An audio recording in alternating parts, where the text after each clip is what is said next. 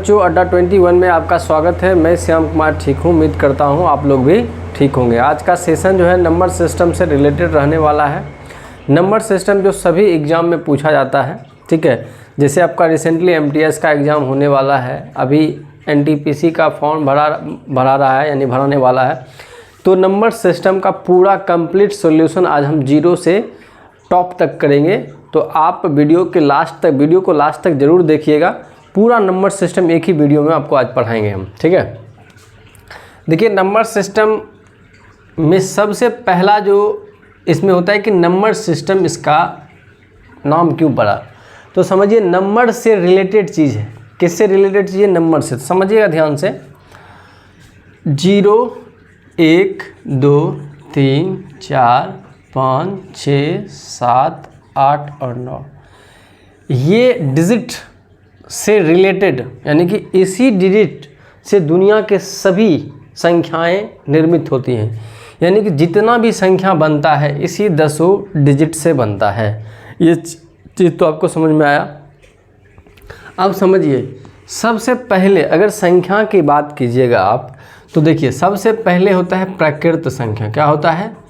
प्राकृत संख्या, जिसको आप नेचुरल नंबर बोलते हैं, ठीक है। इसका डेफिनेशन अगर लिखिएगा तो गिनती की संख्या को प्राकृत संख्या कहते हैं, ठीक है। एग्जाम्पल में आप ले सकते हैं 1 2 3 4 5 और आगे इनफाइनाइट तक जाएगा। तो प्राकृत संख्या आपको समझ में आया। वैसी संख्या जिसे हम गिन सकते हैं, काउंट कर सकते हैं, ठीक है, वो प्राकृत संख्या कहलाता है, ठीक है। प्राकृत संख्या किसे कहते हैं? वैसी संख्या जिसे हम गिन सकते हैं, काउंट कर सकते हैं, उसे प्राकृत संख्या कहते हैं, ठीक है। अब प्राकृत संख्या से रिलेटेड बहुत सारे क्वेश्चंस बनते हैं, आइए उनको हम देखते हैं। तो सबसे पहले इससे रिलेटेड जितने भी फार्मूला बनते हैं हम वो देख लेंगे। समझिएगा ध्यान से। प्रथम n लगातार प्राकृत संख्या का योग, तो ये हो जाएगा n × n+1/2, ठीक है। फिर प्रथम n लगातार प्राकृत संख्या के वर्गों का योग, तो ये हो जाएगा n × n+1 × 2n+1/6, ठीक है। फिर प्रथम n लगातार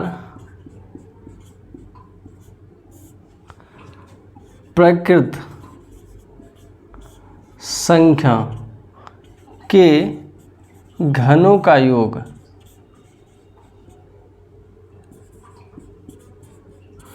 तो ये हो जाएगा आपका n × n+1/2 का होल स्क्वायर। तो ये आपने देखा कि प्राकृत संख्या से मेनली 3 फार्मूला बनता है। पहला, प्रथम n लगातार प्राकृत संख्या का योग। दूसरा, प्रथम n लगातार प्राकृत संख्या के वर्गों का योग। और तीसरा, प्रथम n लगातार प्राकृत संख्या के घनों का योग। तो इस फार्मूला को आप आराम से अपने नोटबुक में लिख लीजिए, ठीक है। और नहीं हो सके तो स्क्रीनशॉट ले लीजिए, हम इसको मिटा रहे हैं, ठीक है। स्क्रीनशॉट ले लीजिए। चलिए इसको मिटाते हैं। तो प्राकृत संख्या से यही सारा फार्मूला बनता है। अब प्राकृत संख्या के बाद हम लोग चलेंगे सम संख्या पे। किस पे? सम संख्या पे। अब देखिएगा, सम संख्या इसको बोलते हैं इवेन नंबर। क्या बोलेंगे? Even number. वैसी संख्या जिसे दो से विभक्त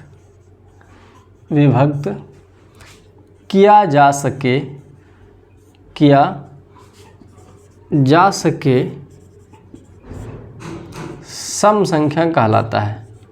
सम संख्या कहलाता है।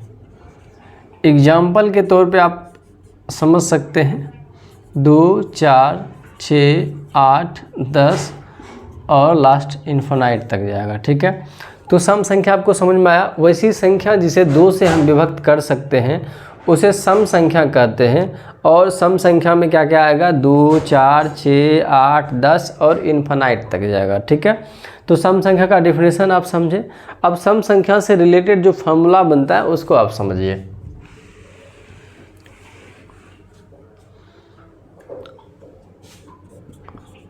प्रथम n लगातार सम संख्या का योग, तो ये हो जाएगा बाबू n इंटू n प्लस 1। ठीक है, फिर प्रथम n लगातार सम संख्या के वर्गों का योग, ये हो जाएगा आपका 2n into n plus 1 into 2n plus 1 अब बाय में 3। उम्मीद करते हैं ये समझ गए होंगे। ये 2 फार्मूला बनता है आपका सम संख्या के योग फल से रिलेटेड। ठीक है, तो ये सम संख्या भी आपको समझ में आया। सम संख्या का डिफिनीशन और सम संख्या का 2 फार्मूला बनता है। ठीक है, ये दोनों फार्मूला आपको समझ में आ गया होगा। अब चलते हैं विषम संख्या पे। ठीक है,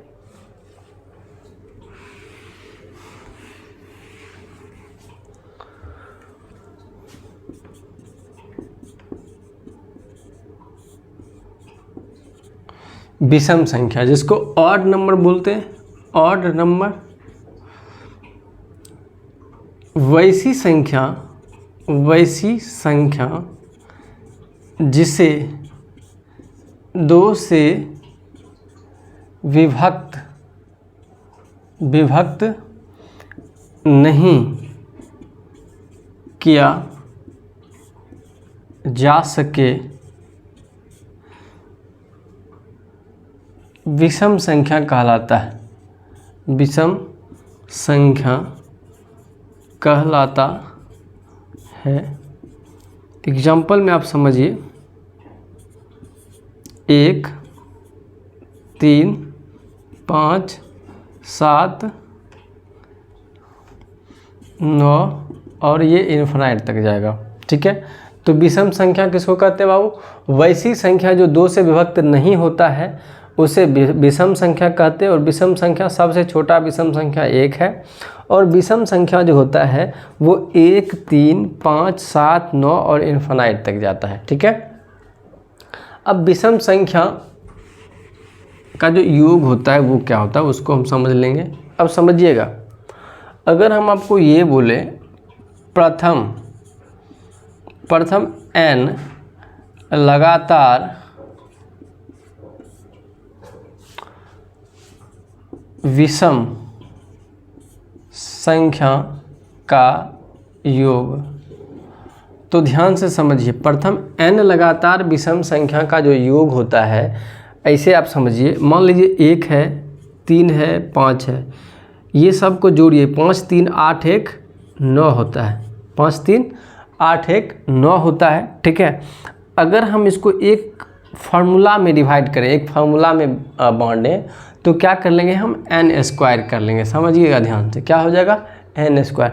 देखिए यहाँ पे विषम संख्या कितना है? 1, 2, 3, तो 3 का स्क्वायर कितना हो जाएगा? 9 ही होगा ना। और उसी तरह यहाँ जोड़िए 5, 3, 8, 1, 9। तो आप बात समझे, अगर प्रथम n लगातार विषम संख्या का योग निकालना होगा तो वो n स्क्वायर हो जाएगा। क्या हो जाएगा? n square. अगर मान लीजिए प्रथम 10 लगातार विषम संख्या का योगफल अगर आपसे पूछा जाए तो 10 का स्क्वायर 100 हो जाएगा। 25 लगातार विषम संख्या का योग पूछा जाए तो 25 का स्क्वायर 625 हो जाएगा। तो अभी आप देखिए प्रकृत संख्या, सम संख्या और विषम संख्या से रिलेटेड योगफल का जो फॉर्मूला होता है उसके बारे में आपने देखा। ठीक है, अब देखिए इसके बाद हम लोग पढ़ेंगे परिमेय संख्या के बारे में। किसके बारे में? परिमेय संख्या। परिमेय संख्या किसे कहते हैं? इसको रेशनल नंबर बोलते हैं। परिमेय संख्या, परिमेय संख्या किसको कहते हैं बाबू? वैसी संख्या जिसे p/q के रूप में व्यक्त किया जा सके परिमेय संख्या कहलाता है। परिमेय संख्या कहलाता है जहाँ p = 0 और any natural number q is not equal to 0। देखिए पहला तो फॉर्मूला ये बनता है कि वैसी संख्या जिसे p/q के रूप में यानी कि बटा के रूप में लिख सके। ठीक है, या तथा जहाँ पे p का मान यानी कि ऊपर में अंश में 0 हो या कोई नंबर 1 2 3 हो। ठीक है, और q का मान कभी 0 नहीं हो तो उसे क्या कहते हैं? परिमेय संख्या कहते हैं। दूसरा इसका डेफिनेशन और करके या करके या और करके लिख सकते हैं। वैसी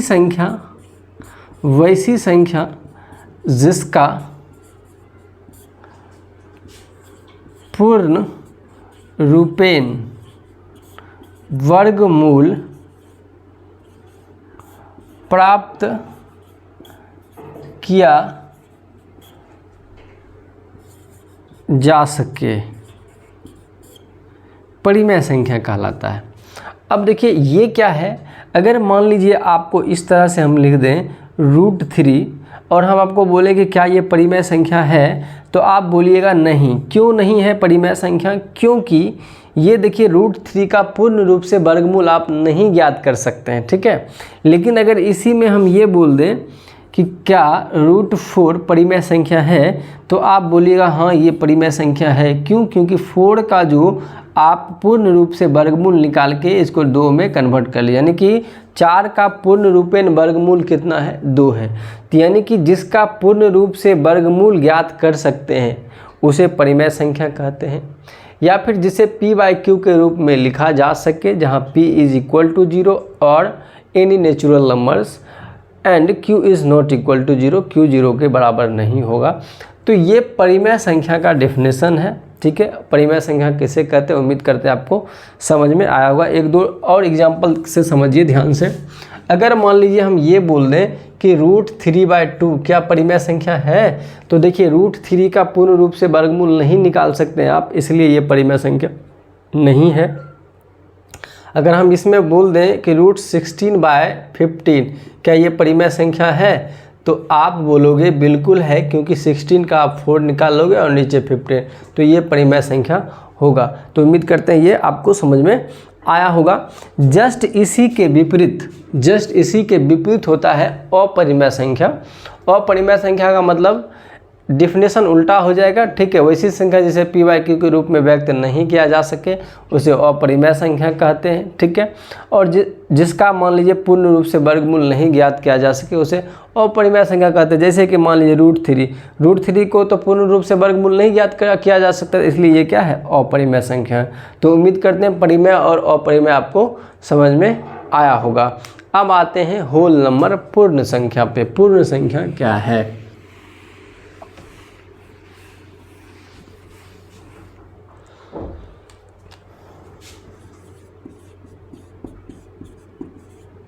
इसको आप होल नंबर भी बोलते हैं। होल नंबर शून्य सहित गिनती की संख्या को पूर्ण संख्या कहते हैं। एग्जाम्पल में समझ लीजिए 0 1 2 3 4 5 और इनफाइनाइट। उम्मीद करते समझ में आया होगा। फिर से समझिए, पूर्ण संख्या वैसी संख्या को कहते हैं जिसके आगे शून्य लगा होता है, यानी कि आप इसको बोल सकते हैं शून्य सहित गिनती की संख्या को क्या बोलते हैं, प्रकृत संख्या बोलते हैं। ठीक है, जैसे कि कोई प्रकृत संख्या है, शून्य सहित गिनती की संख्या को क्या बोलते हैं, पूर्ण संख्या बोलते हैं। जैसे कि मान लीजिए अगर यहाँ से शून्य हटा दीजिएगा तो ये जो बचा आपका 1 2 3 4 5, ये आप बोलिएगा ये प्रकृत संख्या है। लेकिन अगर इसी के आगे हम शून्य लगा देते, क्या लगा देते बाबू, शून्य, तो शून्य सहित गिनती की संख्या को क्या बोल देंगे हम, पूर्ण संख्या बोल देंगे। तो उम्मीद करते हैं आपको ये समझ में आया होगा। अभी आप क्या पढ़े, प्रकृत संख्या पढ़े, सम संख्या पढ़े, विषम संख्या पढ़े, परिमेय और अपरिमेय संख्या पढ़ लिए, अभी पढ़ रहे हैं आप पूर्ण संख्या। अब पढ़ते हैं हम लोग भाज्य संख्या और अभाज्य संख्या। तो सबसे पहले भाज्य संख्या पढ़ते हैं, फिर पढ़ेंगे अभाज्य संख्या।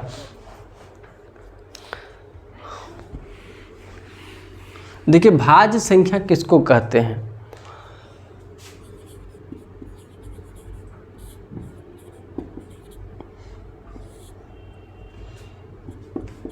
वैसी संख्या जो एक से अथवा स्वयं से, एक से अथवा स्वयं से विभक्त हो,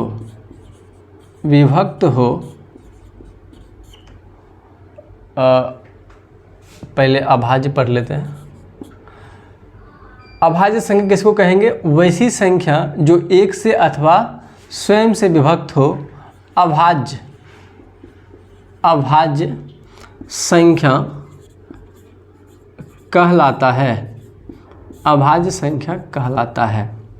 अब ध्यान से समझिएगा, अभाज्य संख्या के लिए हम डेफिनेशन दिए हैं कि जो एक से कटे और अपने आप से कटे, वैसी संख्या क्या कहते हैं, हम अभाज्य संख्या कहते हैं। समझिएगा ध्यान से, अगर हम 2 को लेते हैं, 2 को, तो 2 एक ऐसा नंबर है जो एक से कट रहा है और अपने आप से कट रहा है। देखिए ये 2 एक से तो कटेगा और 2 से भी कटेगा। 2 के बाद अगर आप 3 को देखिएगा, फिर 3 के बाद 5 7 फिर 11, इस तरह से आगे चलते जाएगा।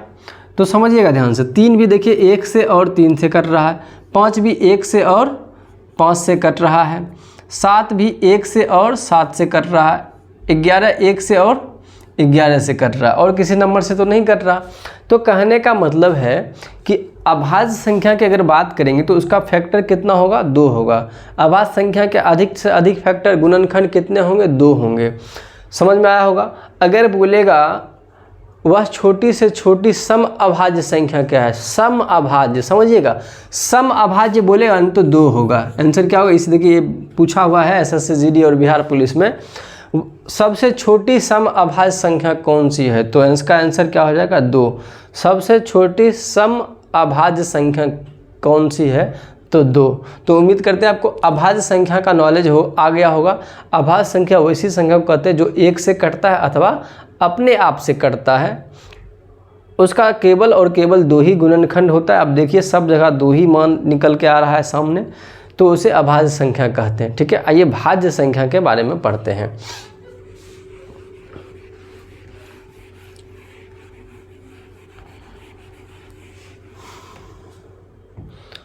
वैसी संख्या जिसका 3 अथवा 3 से अधिक गुणनखंड हो, भाज्य संख्या कहलाता है।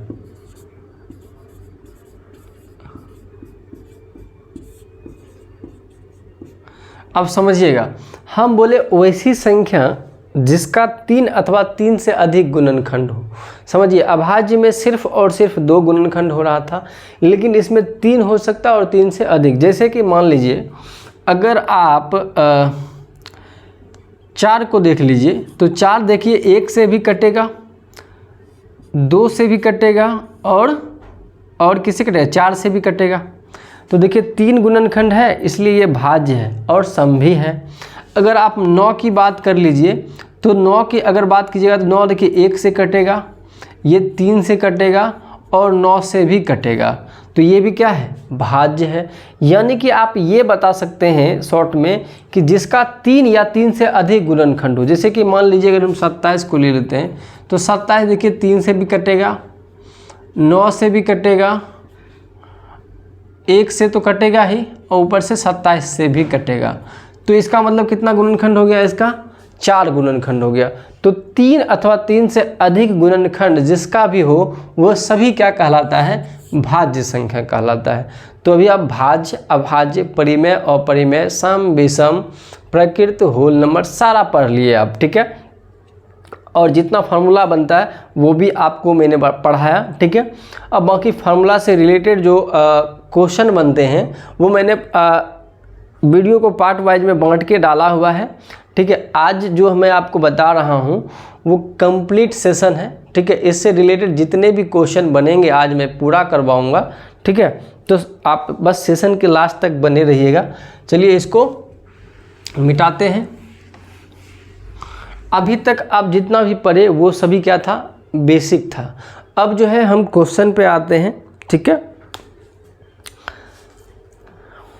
अगर आप मेरे टेलीग्राम चैनल से नहीं जुड़े हैं तो आप उससे जुड़ जाइएगा, उसमें मैं अपने मटेरियल का PDF डाल दूंगा। अब वीडियो और PDF आपके साथ में रहेगा तो ज़्यादा बेहतर रहेगा। देखिए नंबर सिस्टम का टाइप 1 से मैं बता रहा हूँ। इसमें टोटल मेरे PDF में नंबर सिस्टम में जो देखिए बाबू, इसमें टोटल टाइप की अगर बात कीजिएगा आप, तो इसमें टोटल टाइप जो है वो 4 टाइप है, ठीक है। और एक मिसलेनियस, मिसलेनियस में करीब 42 क्वेश्चन है, ठीक है।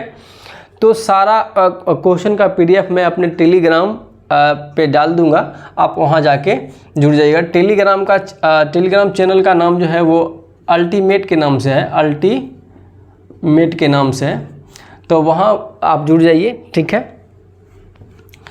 अब समझिएगा ध्यान से। पहला क्वेश्चन टाइप 1 का है,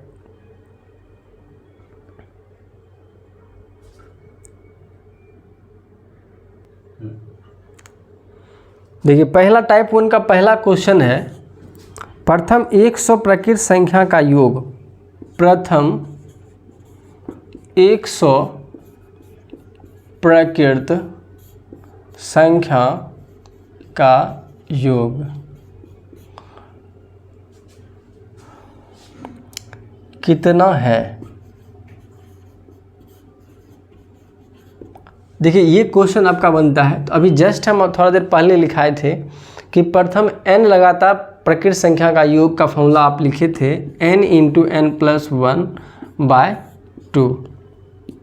अब समझिएगा यहाँ पे देखिए क्या है 100, तो 100 × 101/2 कर लीजिए। इसको काटिएगा तो 50 बार में कटेगा। अब गुना कर लीजिए 50, 5 0 5, इस पे 1 0 बैठा दीजिए। तो इसका मतलब इसको अगर आप जोड़िएगा तो आंसर क्या आएगा, 50 और 50। ये टाइप 1 का पहला क्वेश्चन है। उम्मीद करते समझ गए होंगे। इसको मिटाते हैं हम।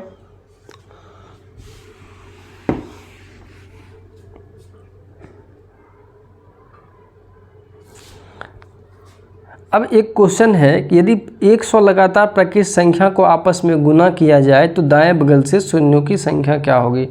देखिए दूसरा क्वेश्चन है, प्रथम 100 लगातार प्रकृत संख्या को आपस में गुना करने पर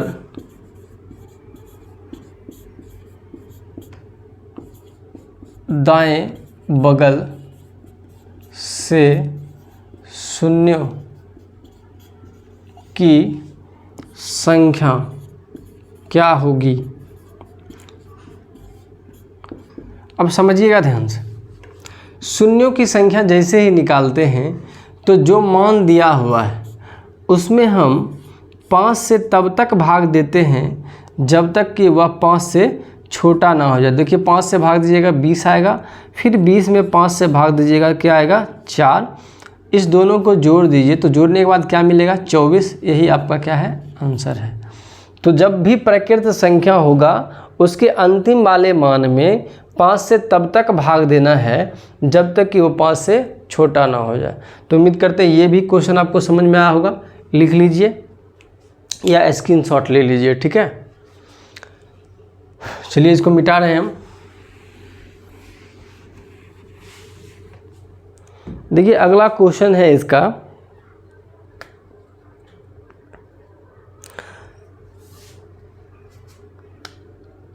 यदि प्रथम 50 लगातार सम संख्या को आपस में गुना किया जाए तो दाएं बगल से शून्यों की संख्या क्या होगी। समझिएगा ध्यान से। बोलता है 3 नंबर क्वेश्चन है, प्रथम 50 लगातार सम संख्या को यदि आपस में गुना किया जाए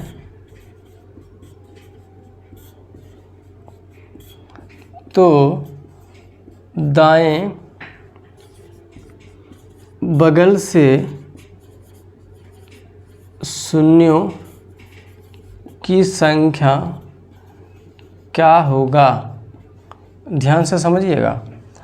अब देखिए 50 लगातार बोल रहा है सम संख्या, तो 50 तक जाएंगे तो ये बोलना चाह रहा है 2 गुना 4 गुना 6 गुना 8 और इस तरह से गुना करते हुए कहाँ तक जाएंगे 50 लगातार। देखिए ध्यान से समझिए, इसको एग्जांपल समझिएगा। 2 4 6, अगर 3 गो सम संख्या लिखे तो कहाँ तक गया 6 तक गया। अगर 4 गो सम संख्या लिखेंगे 2 4 6 8, यानी कि 4 सम संख्या अंत कहाँ हुआ 8 पे हुआ। 5 सम संख्या अगर लिखिएगा आप तो अंत कहाँ पे हो रहा है 10 पे हो रहा है। उसी तरह अगर आप 50 सम संख्या लिखिएगा तो अंत कहाँ पे होगा 100 पे होगा, ठीक है। तो अगर इस तरह से सीरीज में रहेगा, ये अगर सीरीज भाषा में नहीं लिखा होता सीरीज में रहता तो हम इसका आधा करते तो 50 होता और 50 में 5 से भाग देते। लेकिन चूँकि ये भाषा में है तो डायरेक्ट हम किस में भाग दे देंगे 50 में 5 से भाग देंगे तो ये क्या मिल जाएगा 10। फिर 10 में 5 से भाग देंगे तो क्या मिलेगा 2 और इस दोनों को जोड़ लेंगे तो आंसर मिल जाएगा हमको 12। तो उम्मीद करते हैं ये क्वेश्चन भी आपको समझ में आया होगा। स्क्रीनशॉट ले लीजिए। चलिए मिटाते हैं इसको।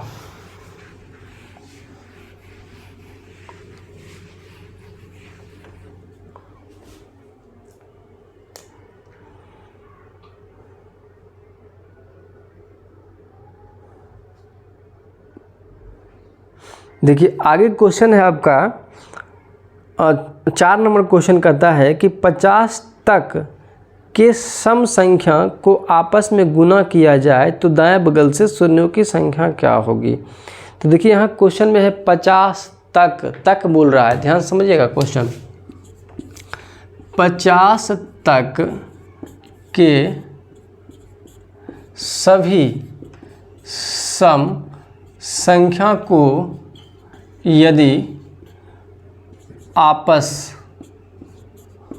में गुना किया जाए तो दाएं बगल से शून्यों की संख्या क्या होगा। ध्यान से समझिएगा बाबू। यहाँ पे देखिए 50 तक बोल रहा है, यानी कि हमको जो सम संख्या लिखना है वो 50 तक ही लिखना है। ध्यान से समझिए। अगर हम ये बोल दें 6 तक के सम संख्या को लिखिए तो आप क्या लिखिए 2 4 6, ख़त्म हो गया। यानी कि क्या वो सम संख्या हुआ 3 गुना हुआ। अगर हम आपको बोल दें कि 8 तक में जितने सम संख्या हुए सबको लिखिए 2 4 6 8, 8 तक हुआ नहीं हुआ। तो 8 तक में क्या वो सम संख्या हुआ 4 गुना हुआ। उसी तरह 25 तक बोल रहा है, तो 25 तक में क्या सम संख्या होगा? 25 को सम संख्या, सॉरी 50 तक में क्या सम संख्या होगा? 25 को आधा हो जाएगा, तो 25 में हम 5 से भाग देंगे, यहाँ आ जाएगा 5, 5 में फिर 5 से भाग देंगे तो यहाँ आ जाएगा 1, इस दोनों को जोड़ लेंगे तो आंसर मिल जाएगा 6। तो उम्मीद करते हैं ये क्वेश्चन भी आपको समझ में आया होगा। चलिए इसका स्क्रीनशॉट ले लीजिए या लिख लीजिए, आप थोड़ा देर वेट कर लीजिए, कर लेते हैं।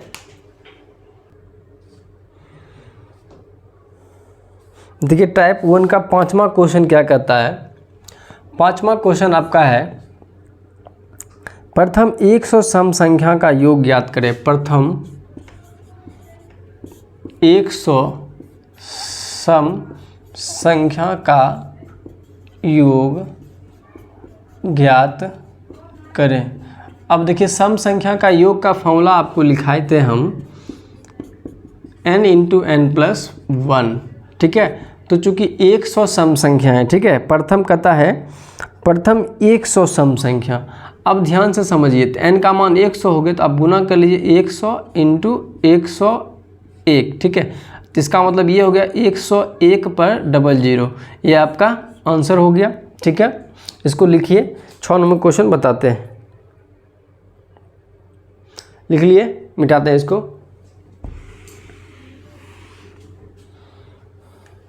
क्वेश्चन नंबर 6 देखिए, क्वेश्चन नंबर 6 कहता है प्रथम 50 लगातार प्रकृत संख्या के वर्गों का योग कितना होगा? समझिएगा, प्रथम 50 लगातार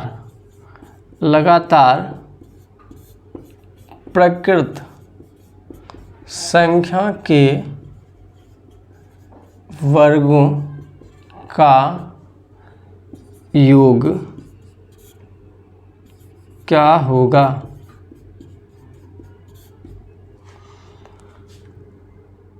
अब आपको पता है कि प्रथम n लगातार प्रकृत संख्या के वर्गों का योग का फॉर्मूला क्या बताए थे बाबू? हम बताइए, योग बराबर बताए थे आपको n × n+1 × 2n+1 बाय में 6 बताए थे ना, बताए थे। अब समझिए n के जगह पे क्या है 50, तो आप लिखिए यहाँ पे 50, 50 1 51, 50 दूनी 100 + 1 101, अब बट्टा में 6। देखिए काटिए, यहाँ 25 बार में कट जाएगा 2 से, यहाँ 3 17 तिया 51, ठीक है, 17 बार में कट जाएगा। अब गुना भाग कर लीजिए, अगर गुना करते हैं 101 में पहले 25 से गुना कर लीजिए तो यहाँ 5 आ जाएगा, यहाँ 0, यहाँ फिर 5, फिर यहाँ 2 0 2 आ जाएगा, 25 25 आ जाएगा, ठीक है। उसके बाद हमको किससे गुना करना होगा? 17 से गुना करना होगा। किसमें? इसमें 17 से गुना करेंगे तो 17 × 5 = 85, सॉरी 7 × 5 = 35, बच गया 3, 7 दूनी 14 3 17, बच गया 1, 7 × 5 = 35 1 36, 7 दूनी 14 3 17, फिर 5 2 5 2, आप कर लीजिए 5 7 5 12 1 2 बाकी 1, 6 2 8 1 9, 7 5 12 1 2 बाकी 1 और 2 1 3 1 4। तो ये इसका आंसर हो जाएगा आपका 42,925। इसमें कुछ था नहीं, n का मान दिया हुआ था और इस फार्मूला में आपको बैठा के सॉल्व कर लेना था। तो उम्मीद करते हैं ये भी आपको समझ में आया होगा। क्वेश्चन नंबर 7 बताएंगे, उससे पहले आप इसको लिख लीजिए।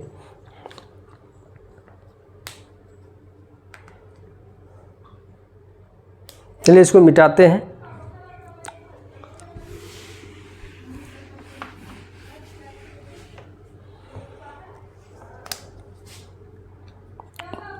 क्वेश्चन नंबर 7 देखिए क्या कहता है, प्रथम 25 लगातार प्रकृत संख्या के घनों का योग ज्ञात करें। प्रथम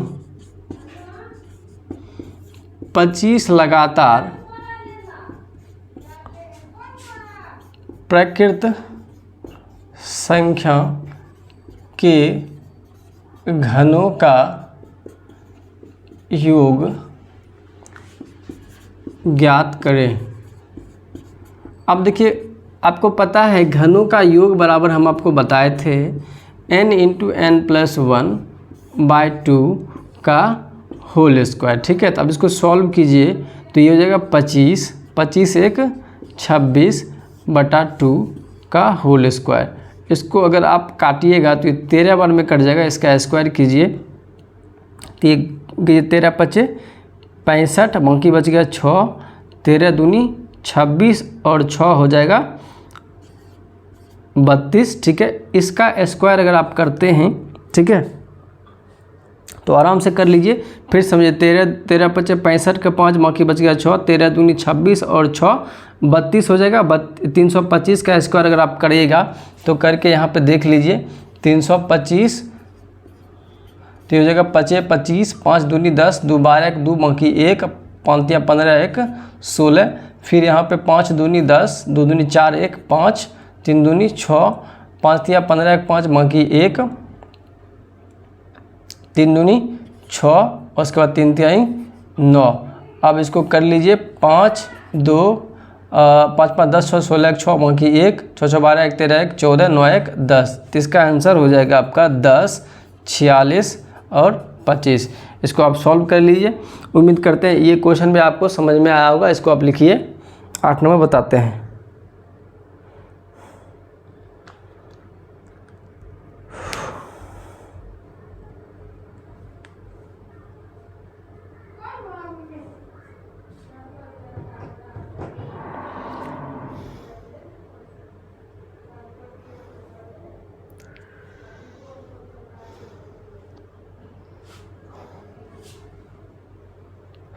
चलिए इसको मिटाते हैं। अब 8 नंबर तो क्वेश्चन देखिए क्या कहता है। 8 नंबर क्वेश्चन कहता है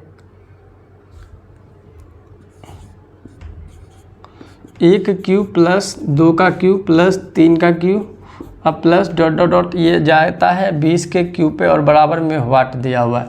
तो देखिए n बराबर आपका दे रखा है 20।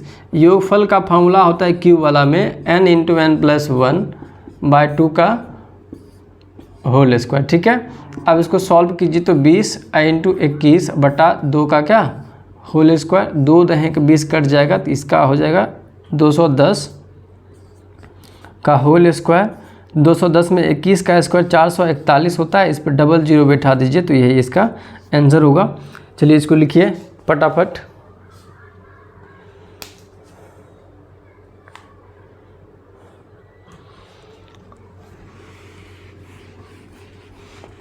नौ नंबर क्वेश्चन देखिए, टाइप 1 का 9 नंबर क्वेश्चन। 9 नंबर क्वेश्चन कहता है 2 का स्क्वायर प्लस 4 का स्क्वायर प्लस 6 का स्क्वायर, ये आपका जा रहा है 100 तक जा रहा है। कहाँ तक जा रहा है? 100 तक जा रहा है, बराबर में वाट स्क्वायर है। हम आपको बताए थे कि जब सीरीज में होता है तो n का मान निकालने के लिए अंतिम पद आधा हो जाता है, तो यानी n का मान क्या हो जाएगा 50।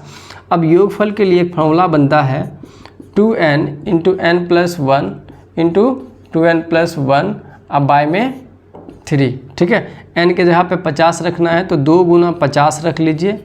50 1 51 इंटू 50 दूनी 100 101 बटा में 3। तो इसको सॉल्व कीजिएगा तो 17 तिया 51 आएगा।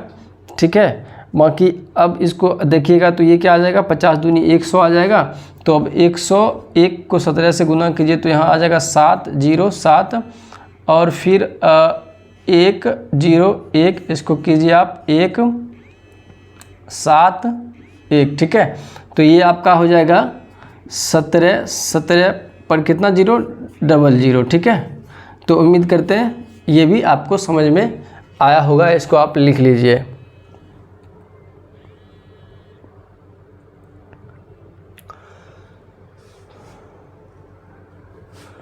क्वेश्चन नंबर 10 देखिए। क्वेश्चन नंबर 10 देखिए है आपका 1 plus 2 plus 3 plus dot dot dot जा रहा है 59 तक। फिर यहाँ से घट रहा है 58 57 और 1 तक। ठीक है, अब मान लीजिए कि 1 से शुरू हुआ है और कहाँ तक गया है, 59 तक गया है और यहाँ से घटते क्रम में आया है, कहाँ तक आएगा, तो एक बार आप देख रहे हैं बढ़ते क्रम में और एक बार घटते क्रम में। तो इस कंडीशन में जब बढ़ते क्रम में हो और घटते क्रम में जो सबसे अधिक वाला मान होता है उसी का स्क्वायर जो होता है प्रश्न का योगफल होता है। तो 59 का स्क्वायर अगर आप कीजिएगा तो 25 9 हो जाएगा 34 और 9 का स्क्वायर 81, यानी कि 34 81 इस प्रश्न का आंसर हो जाएगा। चलिए इसको लिखिए।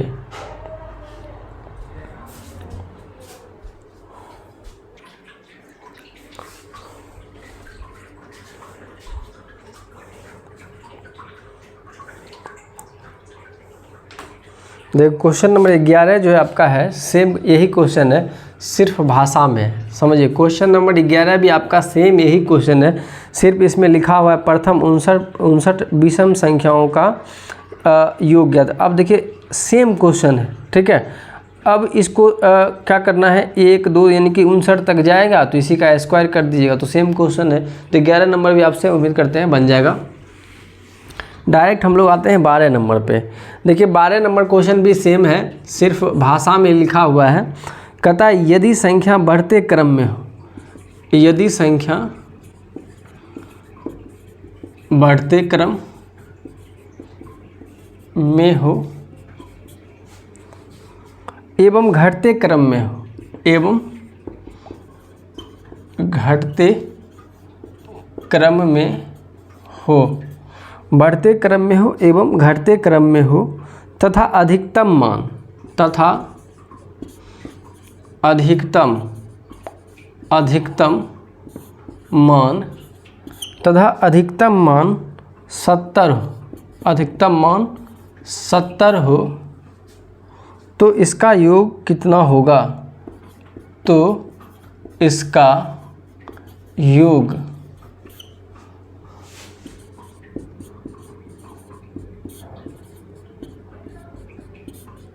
देखिए क्वेश्चन है बढ़ते क्रम में फिर घटते क्रम में, अधिकतम मान क्या है 70 है। तो इस कंडीशन में ये बोलना ये चाह रहा है कि 1 से शुरू हुआ है और बढ़ते बढ़ते कहाँ तक गया है, 70 तक गया है, फिर यहाँ से घटना शुरू हुआ है और घटते घटते कहाँ तक आ गया है, 1 तक आ गया और इसका योगफल पूछ रहा है। तो जब बढ़ते क्रम में और घटते क्रम में, तो इसका क्या बताए थे आपको, जो मैक्सिमम संख्या होता है उसका स्क्वायर, तो इसका योग कितना हो जाएगा वो बताइए। तो 70 का स्क्वायर अगर करोगे तो ये 4900 हो जाएगा। तो उम्मीद करते हैं ये समझ में आया होगा, इसको लिख लीजिए, ठीक है। इस टाइप में एक और क्वेश्चन बचा है 13 नंबर, ठीक है। चलिए इसको मिटाते हैं।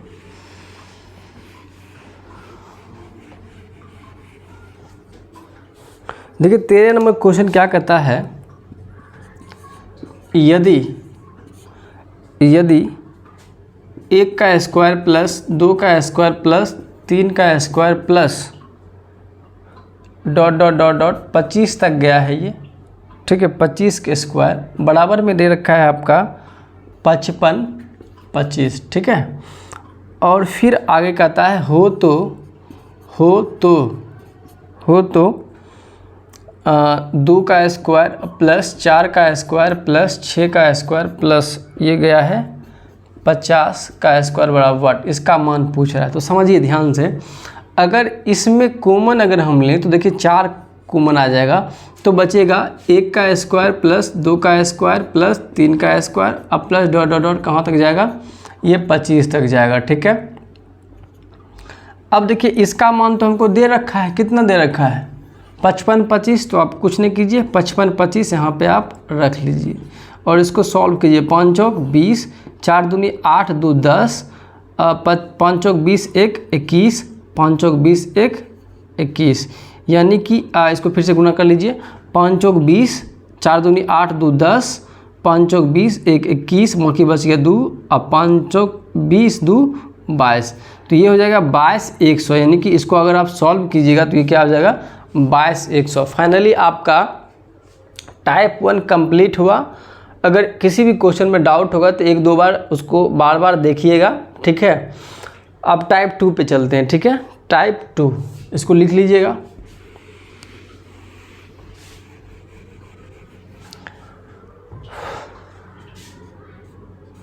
टाइप टू का देखिए पहला नंबर क्वेश्चन आपका है 75 से 97 तक लगातार सभी प्रकृत संख्या का योग ज्ञात करें। 75 से 97 तक लगातार सभी प्रकृत संख्या का योग ज्ञात करें। तो देखिए जब भी 20 से होता है ना, कहीं 20 से शुरू हो जाता है, तब क्या करते हैं हम प्रथम प्लस अंतिम करते हैं। तो 75 प्लस 97 कर लीजिए, फिर क्या करते हैं अंतिम माइनस प्रथम से ठीक पहले, तो क्या है 74। अब बटा में क्या कर लीजिए 2 कर लीजिए। इसको सॉल्व कीजिए, देखिए 7 5 12 1 2 बाकी बच गया 1, 9 और 7 कितना होगा 16 1 17 172। इंटू अगर इधर घटाइएगा तो 3 और 9 में से क्या हो जाएगा 23, 7 में से 4 गया तो 3 और 9 में से 7 गया तो 2, बटा में कितना हो जाएगा 2। इसको सॉल्व कीजिए तो 2 8 16 2 6 12। ठीक है, अब तो नहीं होगा, जिसको अब सॉल्व कर लीजिए तो 86 गुना 23, 6 तिया 18, 8 तिया 24 1 25, 6 दूनी 12 1 2 बाकी 1, 8 दूनी 16 1 17, यहाँ 8 हो गया, यहाँ 7, ये 9 और ये 1। इसका फाइनल आंसर क्या हो जाएगा 1978। ठीक है, उम्मीद करते हैं ये समझ में आपको आया होगा। इसको लिखिए आप तेज़ी से, फिर क्वेश्चन नंबर 2 पे चलेंगे। ठीक है,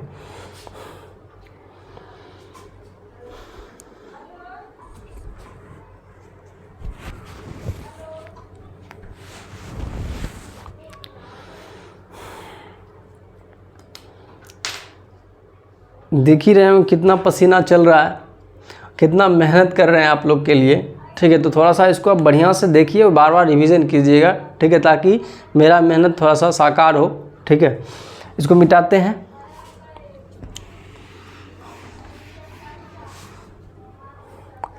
देखिए क्वेश्चन नंबर 2 है आपका 9 से 97 तक लगातार सभी विषम संख्या का योग। 9 से 97 तक लगातार सभी विषम संख्या का योग। समझिएगा ध्यान से, 9 से 97 तक लगातार विषम संख्या का योग पूछ रहा है ना, तो कोई नहीं, योग के लिए फिर से वही प्रोसेस करना है। दोनों को जोड़िए, 9 प्लस 97, ठीक, फिर 97 माइनस प्रथम से ठीक विषम, प्रथम से ठीक पहले विषम की संख्या क्या होगा 7। अब बट्टा में ना 4 हो जाएगा। ठीक, यहाँ पे प्रकृति में 2 होता है और सम और विषम में 4 होता है। इस दोनों को जोड़िए, 9 और 7 कितना हो जाएगा 16 1 6 बाकी बच गया 1, 9 1 10। ठीक है, इंटू इधर घटाइएगा तो 90 हो जाएगा। अब बटा में कर लीजिए 4, तो काटिए तो यहाँ 2 दूनी 4, तो यहाँ 53 से कट जाएगा और ये 45 से। अब बस आपको सीधा सीधा गुना कर लेना है। ठीक है, तो गुना कर लीजिए, 5 तिया 15 5 25 और 1 26, 4 तिया 12 1 2 बाकी बच गया 1, 5 चौक 20 1 21, 5 6 2 8 और यहाँ 3 2। ठीक है, तो यानी कि 2385 इस क्वेश्चन का आंसर होगा। चलिए इसको लिखिए।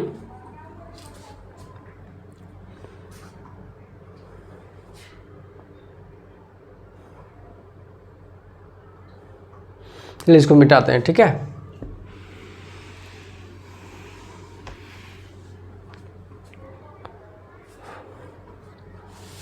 अब अगला 3 नंबर क्वेश्चन आपका कहता है 50 से 100 तक लगातार सभी सम संख्या का योग। 50 से 100 तक लगातार सभी सम संख्या का योग ज्ञात करें। अब ध्यान से समझिए, तो चूँकि सम संख्या है तो प्रोसेस वही है, दोनों को जोड़िए, प्रथम प्लस अंतिम, अंतिम माइनस प्रथम से ठीक पहले की सम संख्या, बटा में 4 हो जाएगा। इसको सॉल्व कीजिएगा तो ये 150 होगा। अब गुना इसको घटाइएगा, देखिए यहाँ 52 आ जाएगा, बटा में 4 तो 13 चौक 52। अब गुना कर लीजिए तो 13 पचे 65 का 5 बाकी बच गया 6 और 13 और 6 हो जाता है 19, एक जीरो बैठा दीजिए तो 1950 इस प्रश्न का आंसर होगा। लिखिए आप तेज़ी से।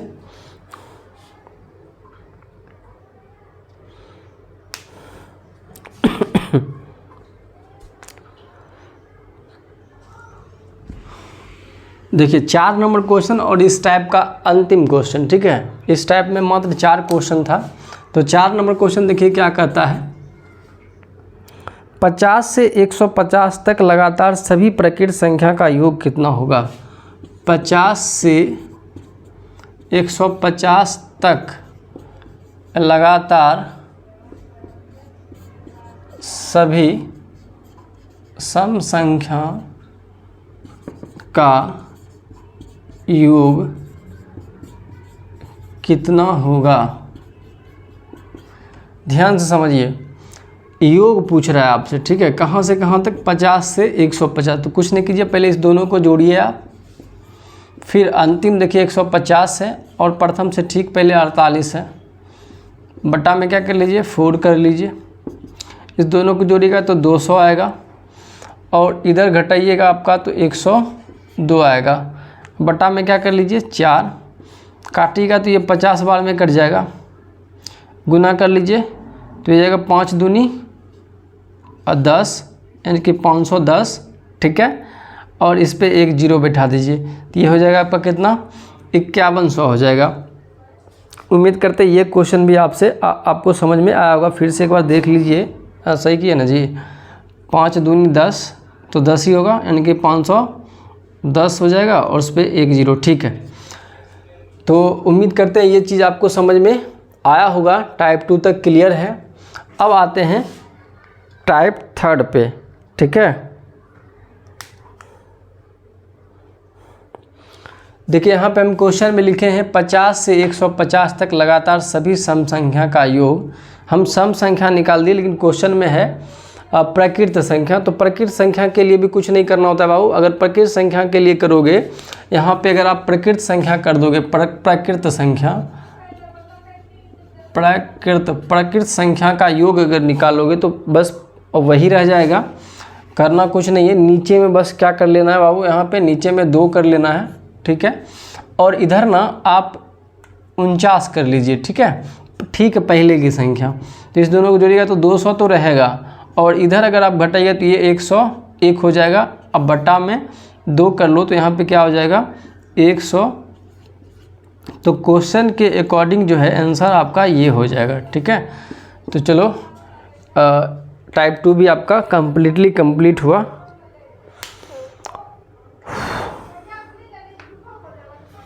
चलो मिटाते हैं इसको।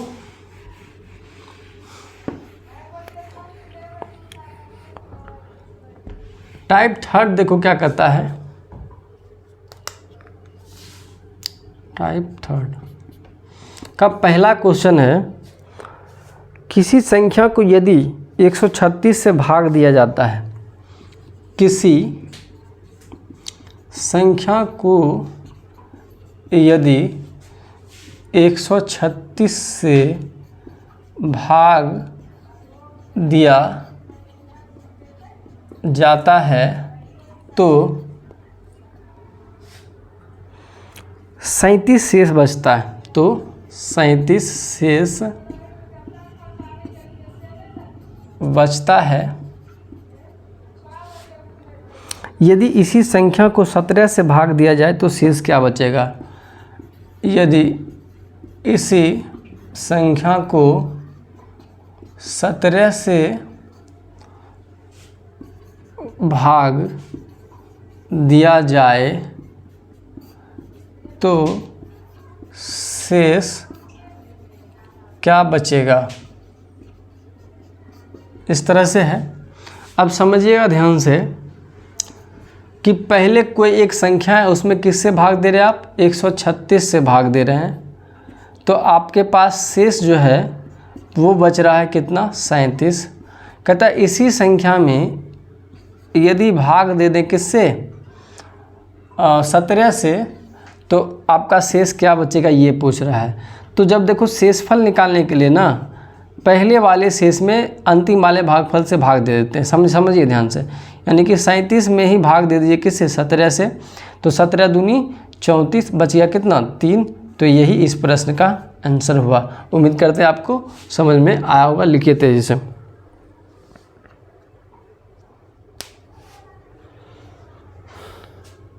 चलिए इसको मिटाते हैं।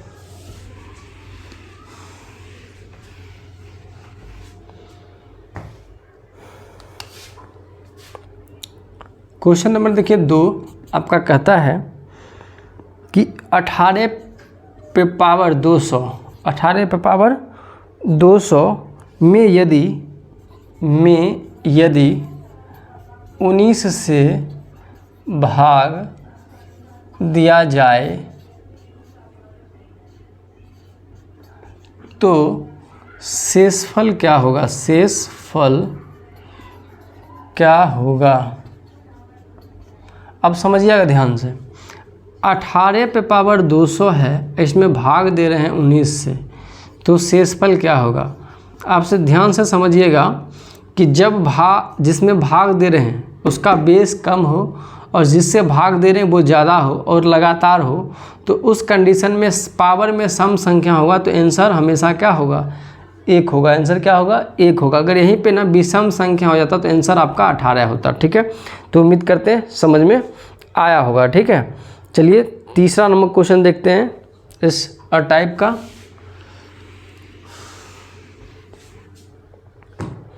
इस टाइप का तीसरा नंबर क्वेश्चन है, कहता है कि 23 पे पावर 199, 23 पे पावर 199 में यदि 24 से भाग दिया जाए, में यदि 24 से भाग दिया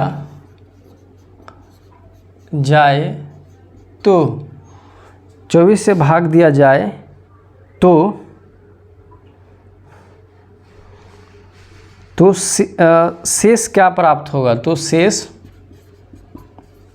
क्या प्राप्त होगा, समझिए ध्यान से। 23 में किससे भाग दे रहे हैं, 23 पे पावर 199 है और भाग दे रहे हैं आप किससे, 24 से। हम बोले लगातार हो, अगर पावर में क्या है, विषम संख्या है, तो आंसर आपका बेस हो जाएगा। आंसर क्या होगा, बेस। तो बेस पे क्या है, 23 है, तो यही आपका आंसर हो जाएगा। समझिएगा, अगर पावर में कोई सम संख्या होता, 200 होता, 400 होता, 4 होता, 16 होता, तो आंसर 1 होता। लेकिन अगर कोई सम संख्या है, सॉरी विषम संख्या है, तो आंसर आपका बेस हो जाता है। बेस पे जो रहता है वही मान आंसर होता है आपका। तो उम्मीद करते हैं 3 नंबर भी आपको समझ में आया होगा। इसको मिटा रहे हैं। देखिए क्वेश्चन नंबर 4 जो है वो आप ऐसे खुद से बना दीजिएगा, आप खुद, फिर भी बता दे रहे हैं।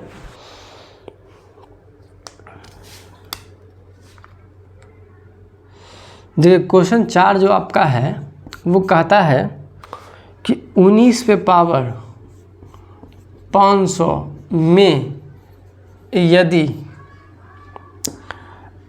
18 से भाग दिया जाए तो शेष क्या होगा। समझिएगा ध्यान से, 19 पे पावर 500 है, इसमें भाग दे रहे हैं आप किससे, 18 से। ठीक है, तो जब बेस का मान ज़्यादा हो और जिससे भाग दे रहे हैं वो क्या हो, कम हो, तो उस कंडीशन में पावर सम होगा या विषम, उससे कोई मतलब नहीं है। आपका शेष जो होगा वो क्या होगा, हमेशा 1 होगा। इस चीज़ को आप याद कर लीजिएगा, लिख लीजिए।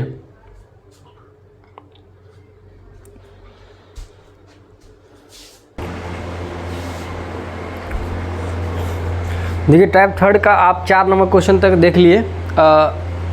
टाइप 3 का 5वां क्वेश्चन और अंतिम क्वेश्चन देखिए। इसमें टाइप 3 में जो टोटल 18 क्वेश्चन है, आज मैं 5 नंबर तक क्वेश्चन को बता के छोड़ रहा हूँ। इसको आप रिवीजन कीजिएगा, फिर अगले वीडियो में जो है क्वेश्चन नंबर 6 से हम स्टार्ट करेंगे और जितना भी टाइप है मिसलेनियस है वो सब पार्ट वाइज आपको मिल जाएगा, ठीक है।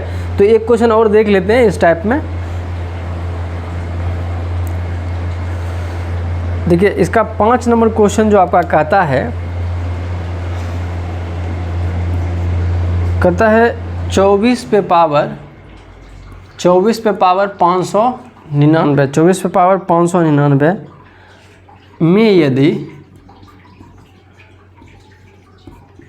23 से भाग दिया जाए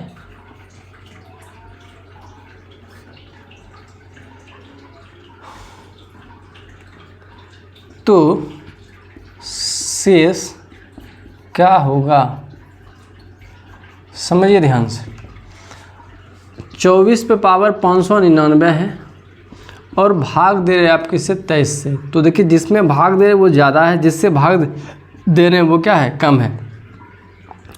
तो इस कंडीशन में पावर सम हो या विषम हो, आपका आंसर जो होता है वो हमेशा 1 होता है। तो उम्मीद करते हैं आज का सेशन आपको अच्छा लगा होगा। मैंने बेसिक से स्टार्ट किया, सारे फार्मूले आपको बताए, सबका सूत्र बताया और टाइप 1 टाइप 2 पूरा अपने मटेरियल का क्लियर किया और टाइप 3 का जो है क्वेश्चन नंबर 5 तक आज क्लियर कर दिया है। टाइप 3 का आगे जो क्वेश्चन है वो अगले वीडियो में होगा, टाइप 3 और टाइप 4, फिर मिसलेनियस फिर उसी वीडियो में या उससे आगे होगा, ठीक है। यदि आप मेरे चैनल पर नए हैं तो मेरे चैनल को सब्सक्राइब कर लीजिए, अड्डा 21, ठीक है। और मेरे टेलीग्राम चैनल, एक टेलीग्राम चैनल है अल्टीमेट क्लास के नाम से है, उसमें आप जो है उसमें ऐड हो जाइए और उसी में मैं अपना PDF भी डाल दूंगा, उसको आप देख लीजिएगा, ठीक है। आज मैं वीडियो को यहीं छोड़ रहा हूं। आप तो देख ही रहे होंगे कि कितना परेशान हो गया हूं मैं, गर्मी कितना ज़्यादा है, ठीक है। तो आप वीडियो को शेयर भी कर दिया कीजिए और बढ़िया से पढ़िए, अच्छे से पढ़िए, मेहनत कीजिए ताकि आपका मैथ अच्छा हो। आज के लिए इतना ही। जय हिंद, धन्यवाद।